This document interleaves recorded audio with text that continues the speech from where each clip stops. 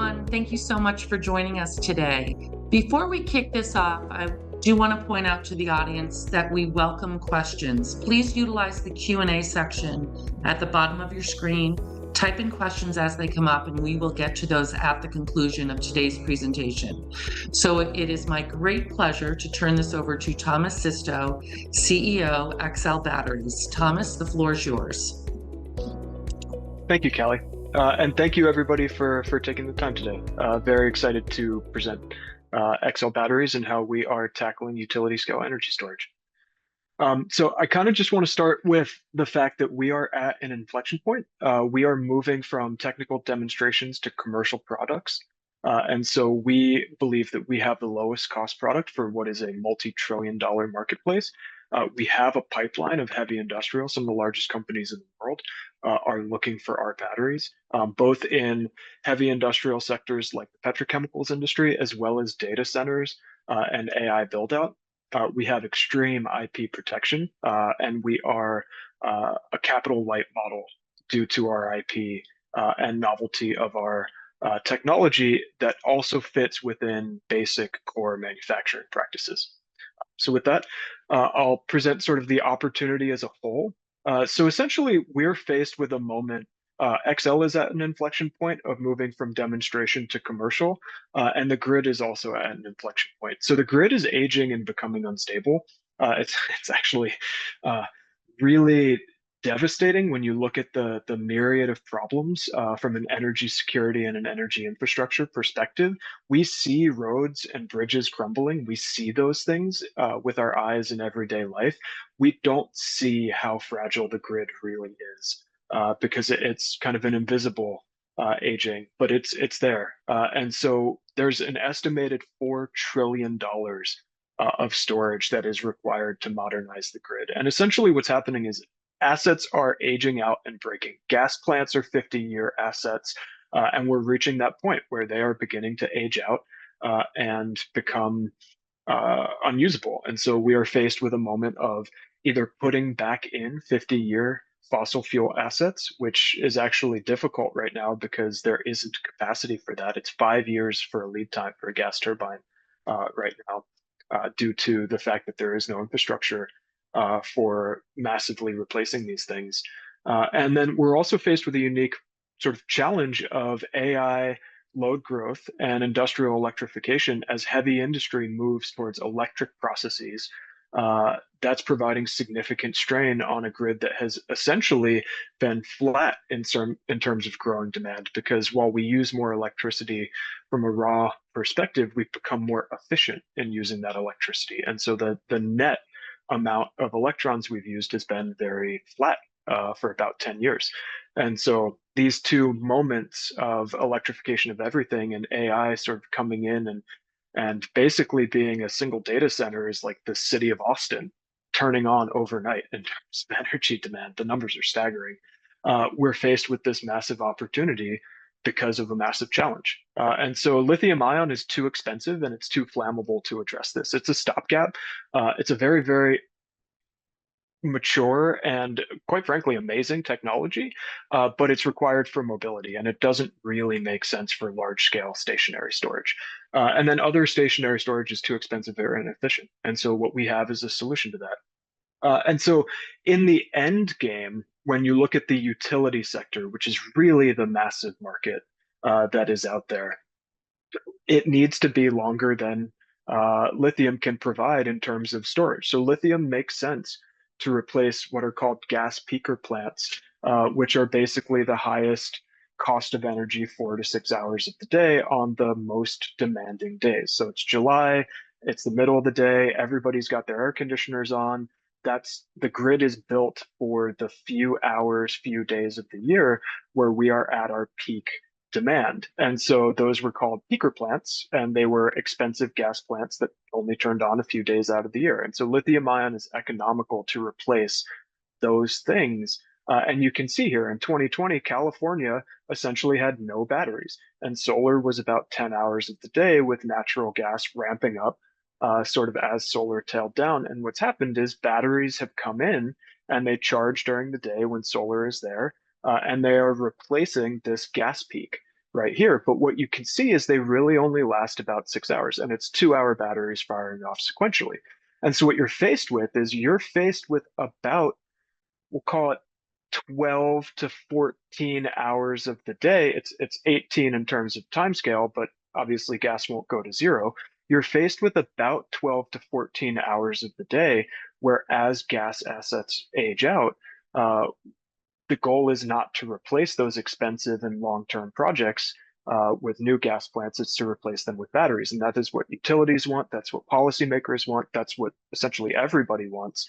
And so you're faced with a challenge that lithium ion cannot solve. And so that's a massive opportunity.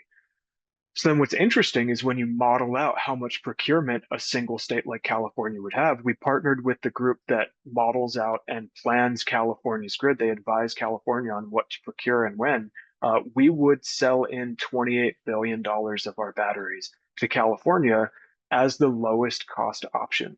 And so there is a massive opportunity looking out to 2035, 2045, long-term massive markets for a technology like ours. And so what we are is a flow battery. So a flow battery is a type of storage that is a very old and mature architecture. So vanadium flow batteries are 50 years old as a technology class. They're already among the world's largest batteries. They're mostly in China. And that's because vanadium is the core metal that does the charge storage. So when one thinks of a lithium battery, it's the lithium that stores the charge. In a flow battery, it's a vanadium metal that's dissolved in sulfuric acid. And so those two things are expensive. Vanadium is expensive just as a base metal. These projects are in China because China has 95% of the world's vanadium. And then the liquid is sulfuric acid because metals only dissolve in essentially acid or base. And so that drives a lot of system costs because it's very, very corrosive. And so what we are is an organic molecule, so a petrochemical based molecule in pH neutral salt water. And so we remove the vanadium cost and we remove the sulfuric acid corrosion cost, and we can get to an ultra low cost system. And so essentially what a flow battery is it's a set of hollow cells, if you will, with a spongy electrode, and then two tanks, a positive tank and a negative tank, just like a battery. Would have a positive side and a negative side. And the difference is that the chemistry is not in the cell, like a AA battery or a lithium pack battery, where the chemistry and the electrodes are together inside of a package. The liquid is stored in tanks and it's flowed like a circulating loop over these and through these electrodes in the cell where it does the charging and the discharging. And so this makes it decoupled, just like your car. You have an engine and a gas tank, and the engine is the horsepower and the torque. The gas tank is how far you can drive the car for. You can change the duration of a flow battery by simply having bigger tanks. And so that is the economical and inexpensive way of getting past sort of the 4 to 6 hour limit that lithium has as a pack battery. You can get to much longer durations by simply having what is the least expensive component of the system, the tank and the liquid, just sized up for a longer duration. And so it's a very old technology class. It's a very mature technology class. It's just too expensive because of the quote unquote gas in the tank. And so we replace that vanadium and sulfuric acid with organic petrochemicals from commodity feedstocks and pH neutral water. And then we can lower the cost structure. So this chemistry was discovered at Columbia University, and it's essentially stable for 20 plus years and unlimited cycles. And so that is the core sort of discovery that allowed us to transform this technology. And so what we do is we source things like coal, butane, corn, et cetera. These are base petrochemical feedstocks that are transformed into our proprietary electrolyte. So what's important is it's domestic as well as global. These are just basic commodity feedstocks that are traded all around the world. And that allows us to have a decentralized supply chain without any geopolitical constraints. We can manufacture in America. That's actually a very, very important thing for the American tax credits now. And we're safe and non-flammable because it's an aqueous-based battery. So we've put a unit into the field. We did it with a customer. This is an oil and gas storage customer, so they have an extreme sensitivity to flammability. So they have an acute need. They're also a heavy industrial, so they use a lot of power. And what we showed is that this unit can do every use case that a battery in the utility scale would be asked. And so that's very unique because most storage technologies, if it's mechanical, if it spins something, if it's a flywheel or pumped hydro or any of these other types of technologies, it generally can't do very, very fast things and very, very long duration discharges. It's sort of one or the other. And so what's interesting is a flow battery, and specifically our flow battery, can do everything. We side by sided this with lithium. We unplugged our cells and plugged in a lithium pack and ran the same tests, and the data was super useful. So we can do everything lithium can do, but we can do it non-flammably. We can do it for longer, and we can do it for less money. And so that's a really important thing. And so now, with that, we fit every industrial and utility use case. We have a flexible duration because the tanks can be sized for whatever the customer would desire. We have a lower CapEx and a lower OpEx, and we're non-flammable, which is really important for a lot of industrials, such as data centers and petrochemical storage. So with that, we have a pilot project pipeline. It's heavy industrial to lead to utility deployment. And specifically, the key wedges are non-flammability. So it's not that we're the non-flammable battery. We are, and that's a really, really good thing. It's not our only selling point, and there's no premium for that in essence, but that is the key wedge for early adopters. And so what we have is a module to project pipeline with customers taking sort of the commercial module. If you think of a Tesla Megapack as a shipping container, and then a project is 50 of them in a field, they're going to be taking one module, testing it, and then leading to big projects. One of them is a data center hyperscaler. The other is a petrochemical storage shipping company. The data center hyperscaler, their insurance will not let them use lithium ion. So there is a flammability concern, but they also require fast response because the amount of energy used by these AI data centers swings so hard and so quickly that they will black out the grid if they don't have a buffer, a fast response battery to either absorb or give out energy very quickly. They will black out the grid. And there was a Reuters article. There are about 35 near misses in Texas from data centers almost blacking out the grid over the past 4 years. And that will get worse as they get bigger. And then obviously the petrochemical industry, they have an extreme aversion to flammability. And so the petrochemicals industry as a whole right now uses about 23% of US electricity, and they have tank capacity. Data centers are expected to grow, and a huge amount of their operating cost is electricity. And then also from a backup and redundancy perspective and getting interconnected to the grid and the stability side, they need storage, and it needs to be non-flammable. This leads to bankability because the way that utility solar, utility wind, and utility lithium ion storage is financed is bond or bank financing, right? So you need to be a bankable asset, which means deployments out in the field. And so these customers that are early adopters allow us to get into the industry standard business model that leads to ubiquity across utilities and other heavy industrials. Our team has experience with this. They've built utility scale vanadium flow batteries before, and we're partnered with firms that have done this as well. So the module to project deployments will look like this. It will be a single module with temporary tanks, which will then lever up into full-scale installations. The first of which would be Prometheus Hyperscale. With that, our leadership team has extreme experience in this. Bart was CTO and co-founder of A123. So all of the lithium iron phosphate, which is the predominant auto and industrial utility lithium today, was essentially invented and commercialized by him and A123. Meryl came from Plug Power, where she was VP of engineering. Plug is the hydrogen company. She led their stationary power with fuel cells and electrolyzer division, which is a very similar architecture of stacks of cells in a shipping container with essentially gas or water flowing through those cells as opposed to our electrolyte, but very similar product. And then Sequana came from DuPont, where she led Tyvek and Trex, the specialty polymer and the decking product line. So 2 billion in P&L and hundreds of millions of capital plan expansion. Lou is VP of operations at A123 and Bionics, where he led lithium ion manufacturing and vanadium flow battery manufacturing.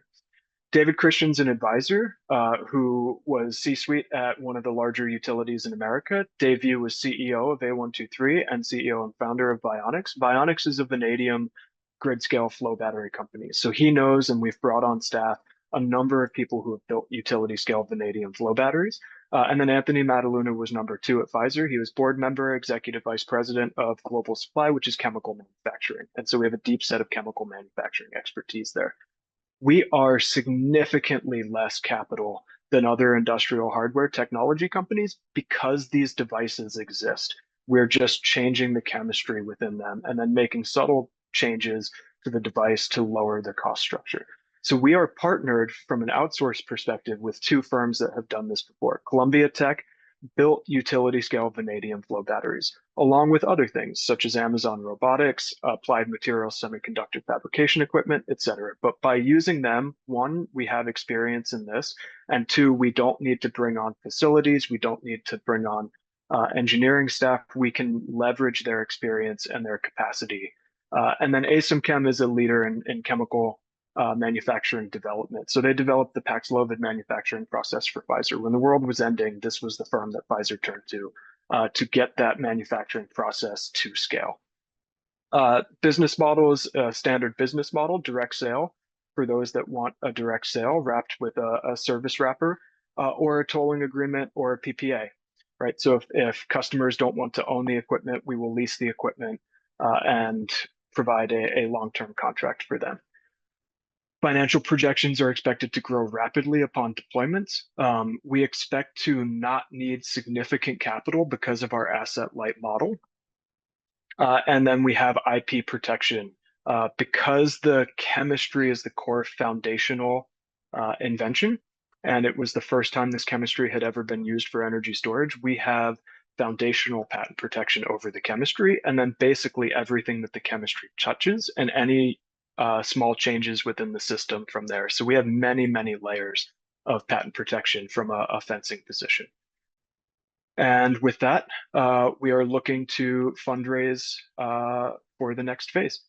So I'm happy to take any questions or provide any sort of detail around any of the things that I touched on. But essentially, the use of funds is to deploy these modules to the customers to unlock the large contracts at the project level.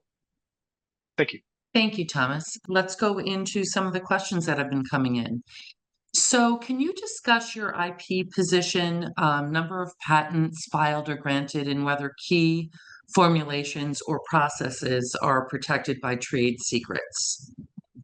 Yeah, absolutely. So our IP is exceptionally strong. So the core chemistry, we have a granted US patent as well as a number of other countries, Japan, Australia, Canada, et cetera. The EU is finalizing prosecution now. We have core protection granted over any derivative of the charge storage molecules for energy storage.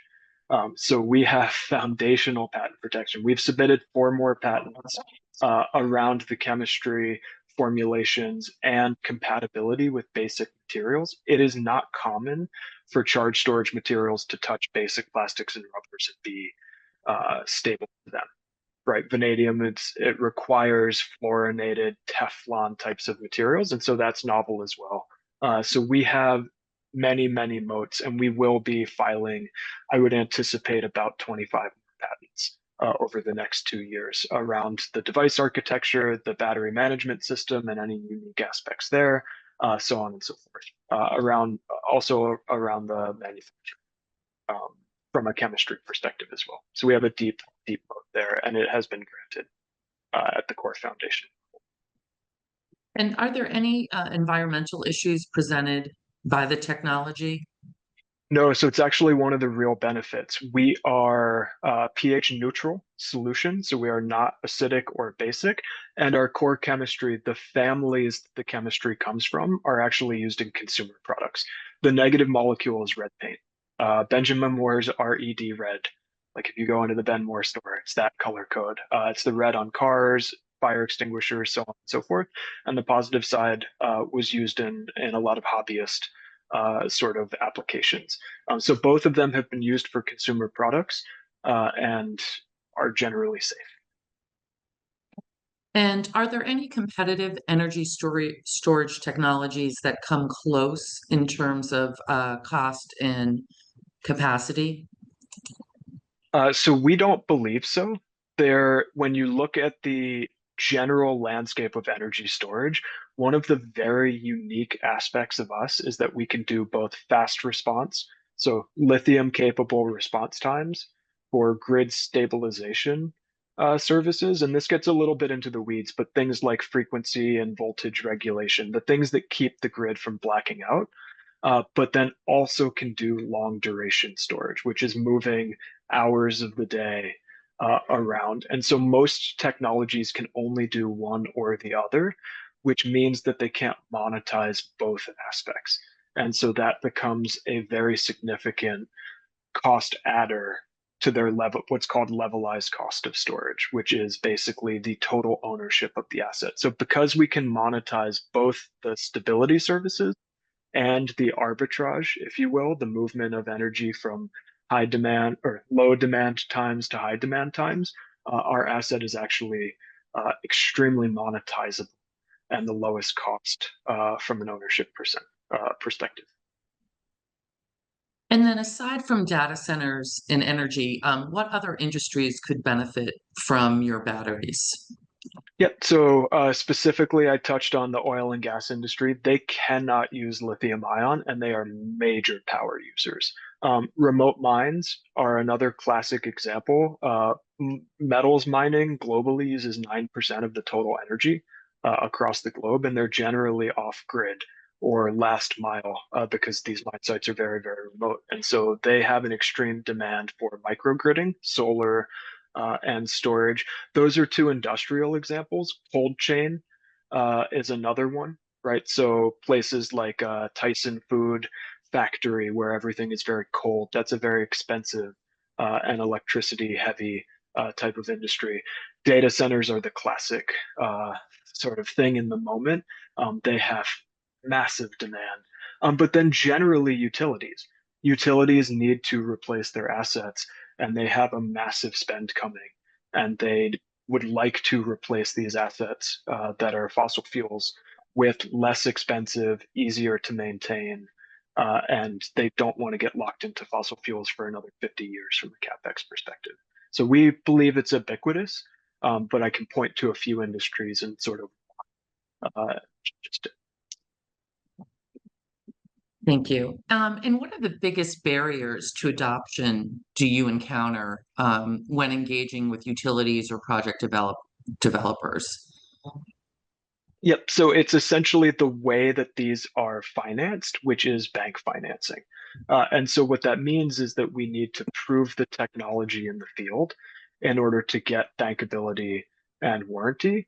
And so with that, we have these two customers right now, and we are looking at announcing a third very shortly. That's actually one of the largest utilities in the world. The That is the path to bankability. And then once you are bankable, each of these projects is really an SPV. It's its own entity, right? So I drive by a battery actually on my commute. It's in the small town of Millis, and it's a lithium ion project that's going into this small town. It's a $350 million project. And one small town in one spot in America, the numbers are massive when it comes to this type of application. And really what it is those are bank financed or private finance. And so that requires bankability. So that's actually the biggest hurdle to adoption is just getting to the place where you can then become sort of every project is an SPV in the hundreds of millions of dollars. Thank you. Have you explored any military applications? We are in the process of exploring military applications. Bases stateside have a demand for this application. The challenge has been the Pentagon budget has been slashed by 20%, and there is a lot of reprioritization. So it is an avenue that we are exploring. It's just not our only avenue that we're exploring. Some companies go strictly defense, and that's not our strategy. But yes, we are exploring military applications. Great. And with two large customers already in your pipeline, how quickly can you ramp up production to meet their and any new customer needs?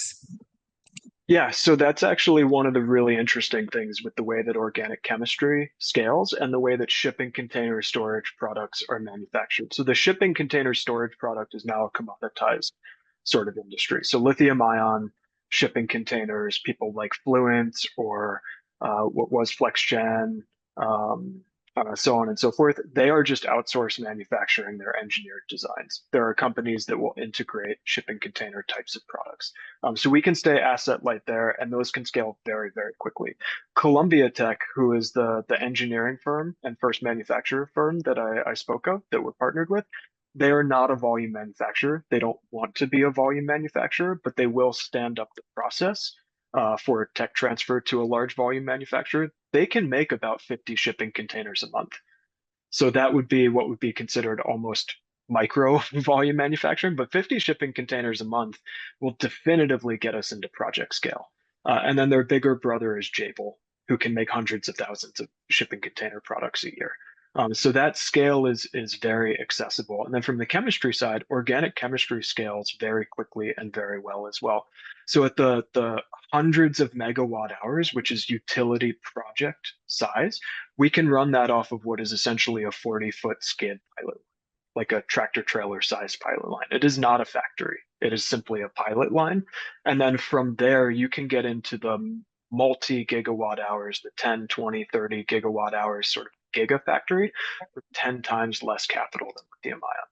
It's significantly easier to manufacture. And so we can actually get to bankability without needing CapEx, significant CapEx, the 10 to $20 million worth of debt financing on equipment type of CapEx because you're at pilot line scale. And then we can move to factories with pure bankability. And that's debt financing. That's not equity capital. And then, would your XL product be a fit for any smaller megawatt dependent projects that are sub $100 million? Yep. And then I see the second piece is recurring revenue. So the Yeah. good news is, yes, recurring revenue. There will be a service stream. So yes, recurring revenue is a good thing. It will be a low amount of um, operational money in terms of fixes, but there will be calibrations of sensors, replacements of sensors. So there will be a good, solid recurring revenue stream, but it's preventative maintenance, not downtime. And then in terms of sub $100 million, yes. But our goal as a startup and as a smaller organization is not to have 50 to 75 customers, where we need a very large sales organization, contracting organization, financing organization, service organization. We are targeting the larger projects to keep the number of projects that we're deploying in the beginning phases smaller. There, you reach the large scale, but in a smaller number of points of contact, as opposed to going for sort of the 10 megawatt muni types of solar developers. Ultimately, yes, those projects can and should use an XL battery. But our goal at the beginning is a platform for large scale deployments that we can be in the 3 to 5 deployments per year type of space. And can you address the vanadium and its costs, source, miners, etc.? Yep. So over 90% of vanadium is based in China and Russia. So extreme geopolitical tensions when it comes to the sourcing of vanadium. And then the cost is it's roughly $125 a kilowatt hour just for the metal. So far too expensive. That's the reason that you and I have not seen a vanadium flow battery around us as we sort of drive around the world. Over 90% of the projects are based in China, and over 90% of the raw material is based in China. It's just too expensive. But for Chinese supply, if the project is a state-owned and state-subsidized project that is priced internally to the country and no outside currency sort of is involved in the pricing, then that aspect is not as important, right? So they are willing to pay a premium because it's essentially state subsidized. And can you discuss your current funding runway and capital requirements for the next 24 months? Yep. So we are currently funded out until next year. So we have about a year runway. We are looking to accelerate because we have these projects and pipelines, and we have these partners that are able to execute this. So we are looking at roughly $25 million to deploy these projects and unlock these contracts that are worth significant capital and would be project financing, so debt financing and non-dilutive. So we are funded for about a year. We're looking to raise around 25 million to accelerate the deployment of these. And we have a third customer that I am hopeful we can announce somewhat soon. And then we also have two public manufacturing companies that we are partnering with, and we are contracting the JD into JV structure now. I can't mention the names because they're public companies and we can't move stock prices, but we have two major public companies, one for the hardware manufacturing and the shipping container, and for the chemical manufacturing, that we are past CEO discussions and are contracting now, along with a major utility that we are past CEO discussions and are contracting. Great. Well, thank you so much. And thank you everyone for joining today. If you have additional questions or would like to be connected to XL Batteries, everyone has my email address. I'm happy to facilitate that. In turn, they will have all of your information as well, and we'll be reaching out. And Tom, I want to turn it back over to you for any final words before we close out today. Yeah, just excited to connect with everybody. Looking forward to answering any additional questions and touching base with everybody. And we are right on the inflection point. We've demonstrated the technology, it works, and now we're moving into the commercial product and scale. And so it's a very, very exciting time, along with an exciting time of AI load growth and sort of the reinvention of the grid, which is going to be the largest infrastructure spend of our lifetime. We're excited to be a very key solution in that. Great. Well, thank you so much. And thank you everyone for joining, and have a great day.